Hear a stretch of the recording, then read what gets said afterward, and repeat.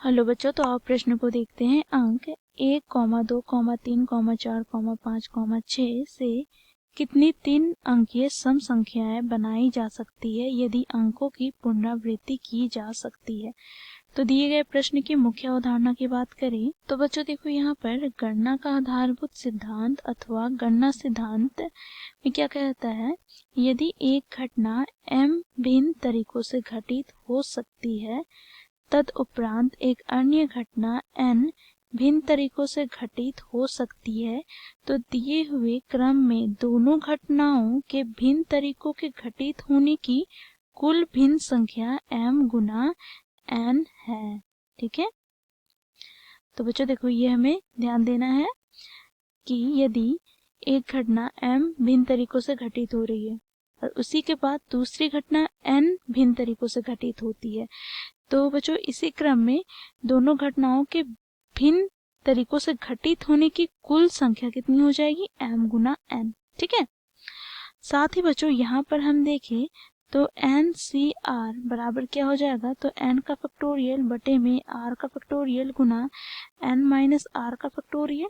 ठीक है, तो यहाँ से जब हम NC1 का मान ज्ञात करते हैं तो ये हमें प्राप्त होता है बच्चों n के बराबर। तो इन मुख्य अवधारणा की सहायता से दिए गए प्रश्न को हम हल करते हैं। तो प्रश्न में हमें अंक दिए गए हैं देखो 1 से 6 तक। ठीक है, तो इसे हम लिख लेते हैं। देखो यहाँ पर 1, 2, 3, 4, 5 तथा 6। ठीक है, अब बच्चों को क्या कहा जा रहा है, तो देखो यहाँ पर 3 अंकीय हमें सम संख्याएं बनाना है। तो यहाँ से देखो हम 3 बॉक्स बना लेते हैं पहले। ठीक है, अब यहाँ पर हमें क्योंकि सम संख्या बनाना, तो यहाँ पर हम लिखेंगे देखो सम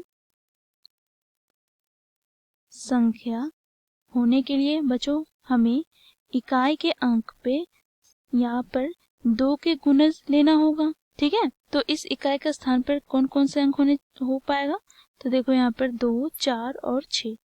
तो बच्चों देखो यहाँ से हमें चयन करने का तरीका हमें प्राप्त हो गया क्या, तो देखो 3 अंकों में से हमें 1 अंक चयन करना है, तो 3C1। ठीक है, अब बच्चों देखो यहाँ पर अंकों की पुनरावृत्ति के बारे में बोला जा रहा है कि हम पुनरावृत्ति कर सकते हैं।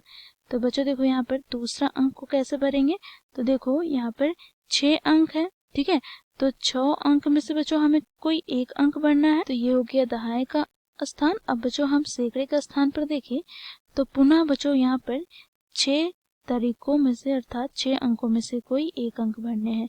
तो यहाँ से हम लिखेंगे 3 अंकीय सम संख्याएं के कुल संभव तरीके हमें कितने प्राप्त हो गया, तो देखो यहाँ पर 6C1 गुना 6C1 गुना 3C1। बच्चों यहाँ से हम मुख्य अवधारणा की सहायता से क्या लिख सकते हैं इसे, तो 6 गुना 6 गुना 3, तो यहाँ से हमें प्राप्त हो गया 6 छक 36 गुना 3, अर्थात यहाँ से हमें प्राप्त हो गया 6 3 18, 18 का 8, हाथ में 1, 3 3 9 और 1 10।